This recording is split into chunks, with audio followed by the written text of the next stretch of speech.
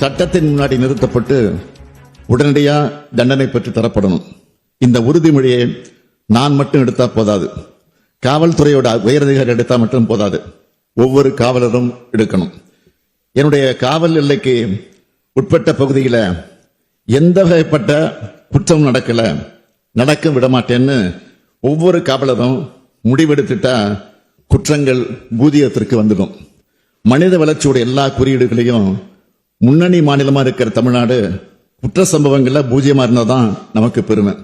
எனவே இதுல பூஜ்ஜியம் வாங்க ஒவ்வொரு காவலரும் 100 விழுக்காடு அர்ப்பணிப்போட பணியாற்றணும். மாண்புமிகு பேரவைத் தலைவர்களே, நேற்று மாண்புமிகு 11 உறுப்பினர்கள், இந்த அவையில மாண்புமிகு 11 உறுப்பினர்கள் 5 மணி நேரம் 25 நிமிடம் மானியத்தை பற்றி விவாதித்திருக்கிறார்கள். அதில் பலருக்கு அப்பப்போ நான் பதில் அளிச்சிருக்கிறேன். விடுபட்ட சில பதில்களை சொல்ல வேண்டும் என்றால், மாண்புமிகு உறுப்பினர் திரு OS மணியன் அவர்கள் நாகை மாவட்டம் திருமருகல் தீயணைப்பு நிலையத்திற்கு சொந்த கட்டிடம் கேட்டிருந்தார். அது நிச்சயம் கட்டித்தரப்படும் என்று தெரிவித்துக் கொள்கிறேன். அதேபோல் மாண்புமிகு உறுப்பினர் வேல்முருகன் அவர்கள் காவலர்களுக்கு வருடாந்திர மருத்துவ சோதனைக்கு அங்கீகரிக்கப்பட்ட மருத்துவமனைகளில் அனுமதி அளிக்க வேண்டும் என்று கோரிக்கை விடுத்தார். இந்த கோரிக்கை நிச்சயம் பரிசீலிக்கப்பட்டு அனைத்து அங்கீகரிக்கப்பட்ட மருத்துவமனைகளிலும் காவலர்கள் ஆண்டுதோறும் மருத்துவ பரிசோதனை செய்து கொள்ள உறுதி செய்யப்படும்.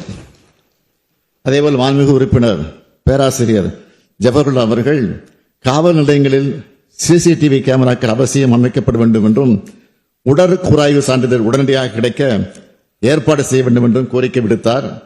காவல் நிலையங்களை பொறுத்தவரைக்கும் பெரும்பாலான இடங்களில் CCTV கேமராக்கள் பொருத்தப்பட்டு வருகிறது. CCTV காட்சிகள் அனைத்தும் காவல் நிலையங்களில் இருப்பது நிச்சயமாக உறுதி செய்யப்படும். உடற்கூறாய்வு சான்றிதழை பொறுத்தவரைக்கும் உடனுக்குடன் வழங்கப்படுகின்றன. அதில் எந்தவித தாமதம் இல்லாமல் இருக்க உரிய நடவடிக்கை எடுக்கப்படும். அதேபோல் மாண்புமிகு உறுப்பினர் திரு மாரிமுத்து அவர்கள் கோட்டூர் தீயணைப்பு நிலையத்துக்கு சொந்த கட்டடம் தேவை என கோரிக்கை விடுத்தார். அவரது கோரிக்கை ஏற்கப்படுகிறது. கோட்டூர் தீயணைப்பு நிலையத்திற்கு சொந்த கட்டடம் கட்டப்படும். மாண்புமிகு உறுப்பினர் நாகை மாலி அவர்கள் காவல் ஆணைய பரிந்துரைகளை உடனடியாக செயல்படுத்திட வேண்டும் என்று கோரிக்கை வைத்தார். ஓய்வு பெற்ற உயர்நீதிமன்றத்தினுடைய நீதியரசர் CT செல்வம் அவர்கள் தலைமையிலான 5வது காவல் ஆணையம் 934 பரிந்துரைகளை வழங்கியிருக்கிறது. அதில் 86 பரிந்துரைகள் ஏற்கனவே நடைமுறைப்படுத்தப்பட்டு விட்டன. மேலும் 274 பரிந்துரைகள் நடைமுறைப்படுத்தப்படுவதற்கான பல்வேறு கட்ட நடவடிக்கைகள் எடுக்கப்பட்டு வருவதோடு மற்றவை அரசின் பரிசீலனையில் உள்ளது என்பதையும் நான் தெரிவித்துக் கொள்கிறேன்.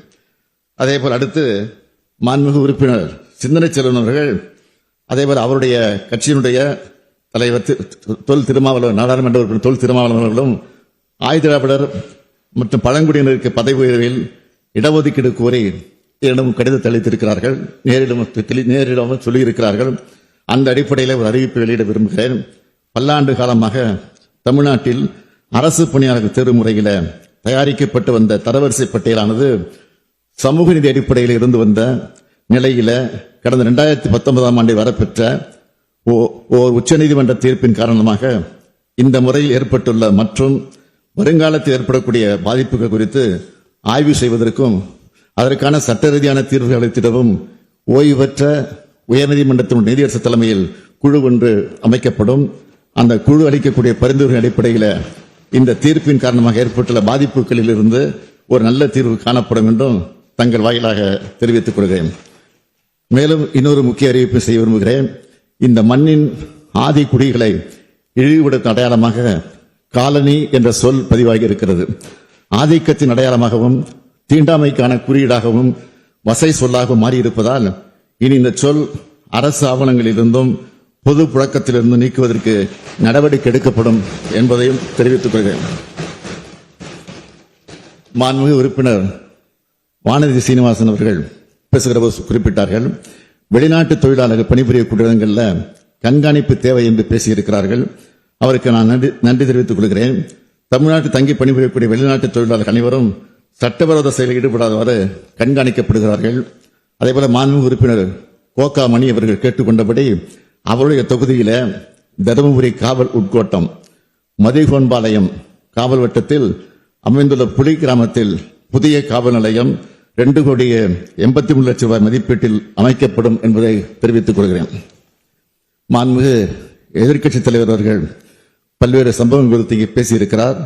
அவர் பேசிய அத்தனை விவகாரங்களிலும் உடனடியாக நடவடிக்கை மேற்கொள்ளப்பட்டிருக்கிறது.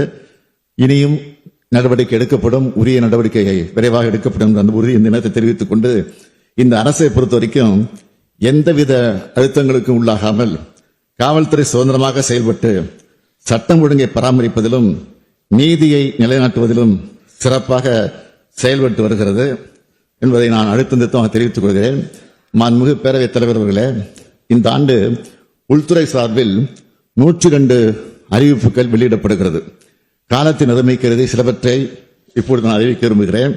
மீதமுள்ள அறிவிப்புகளை நான் படித்ததாக கருதி அவை குறிப்பில் சேர்த்திடுமாறு கேட்டுக்கொள்கிறேன். புதிய காவல் நிலையங்கள்: கோயம்புத்தூர் மாவட்டம் நீலாம்பூர், சிவகங்கை மாவட்டம் கீழடி, திருநெல்வேலி மாவட்டம் மேலச்சேவல், திருப்பூர் மாவட்டம் பொங்கலூர், கள்ளக்குறிச்சி மாவட்டம் களமருதூர், நாமக்கல் மாவட்டம் கொக்கராயன்பேட்டை, திருவண்ணாமலையில அண்ணாமலையார் கோயில் காவல் நிலையம், குமரி மாவட்டம் குழித்துறையில இருப்பு பாதை காவல் நிலையம், சென்னை ஓமந்தூர் மருத்துவமனை வளாகத்தில் புறக்காவல் நிலையம், பெரம்பூர் பெரியார் நகர் அரசு புறநகர் மருத்துவமனையில புறக்காவல் நிலையம், சென்னை அரும்பாக்க தடகத்தில் புதிதாக அனைத்து மகளிர் காவல் நிலையம், மதுரை மாநகர காவல் ஆணையகத்தில் சிந்தாமணி, மாடக்குளம் உள்ளிட்ட பல இடங்களில் உருவாக்கப்படும். சென்னை பெருநகர காவல் ஆயுதப்படையில் புதிய பணியிடங்கள் 2 கட்டங்களாக ரூபாய் 21,02,00,000 செலவில் உருவாக்கப்படும். இதற்கான முதற்கட்ட செலவினம் ரூபாய் 10,51,00,000. 280 காவல் ஆய்வாளர் பணியிடங்கள் கூடுதலாக உருவாக்கப்பட்டு சார்பு ஆய்வாளர் தலைமையிலான காவல் நிலையங்கள் ஆய்வாளர் தலைமையிலான காவல் நிலையங்களாக தரம் உயர்த்தப்படும். நீலகிரி மாவட்டத்தில் உதகமண்டலத்தில் 90 ஆயுதப்படை காவல் குடியிருப்புகள் மற்றும் தருமபுரியில 134 ஆயுதப்படை காவல் குடியிருப்புகள் 101,35,00,000 ரூபாய் செலவிலே கட்டப்படும். பெண்களின் பாதுகாப்பினை உறுதி செய்வதற்காக மாநகரங்களின் பயன்பாட்டிற்கென சென்னை பெருநகரம் தவிர 80 இளஞ்சிவப்பு ரோந்து வாகனங்கள் ரூபாய் 12 கோடி செலவில் வாங்கப்படும். காவலர் தங்குமிடம் வசதி இல்லாத அல்லது குறைவாக உள்ள 20 மாவட்ட மாநகரங்களில் ஆயுதப்படை காவல் ஆளுநர்கள் பயன்பாட்டிற்காக 50 படுக்கை வசதிகள் கொண்ட காவலர் தங்குமிடங்கள் ரூபாய் 30 கோடி செலவில் கட்டப்படும்.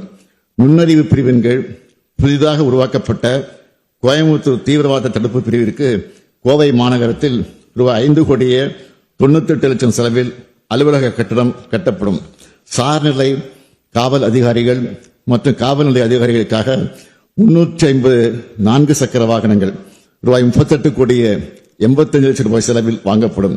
தடய அறிவியல் துறையின் சீன் ஆஃப் கிரைம் விசாரணை முறையை வலுப்படுத்துவதற்கு ஏதுவாக 50 நடமாடும் தடவைகள் அறிவியல் வாகனங்களும் அவற்றுக்கு தேவையான மனிதவளம், எரிபொருள் மற்றும் பராமரிப்பு செலவுகள் ஆகியவற்றுக்கென ரூபாய் 38,25,00,000 வழங்கப்படும்.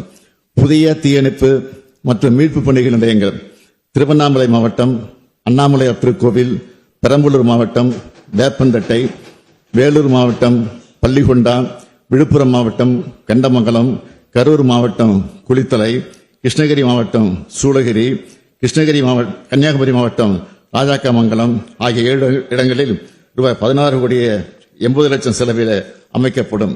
தீ விபத்து அதிகமாக ஏற்படக்கூடிய பகுதிகளில் உள்ள தீயணைப்பு மற்றும் மீட்பு பணி நிலையங்களுக்கு ரூபாய் 5 கோடி செலவில் 5 பெரும தண்ணீர் லாரிகள் கொள்முதல் செய்து வழங்கப்படும். கோயம்புத்தூர் தீயணைப்பு மற்றும் மீட்பு பணிகள் நிலைய வளாகத்தில் ரூபாய் 27,22,00,000 செலவில் 72 பணியாளர் குடியிருப்புகள் 2 கட்டங்களாக கட்டப்படும்.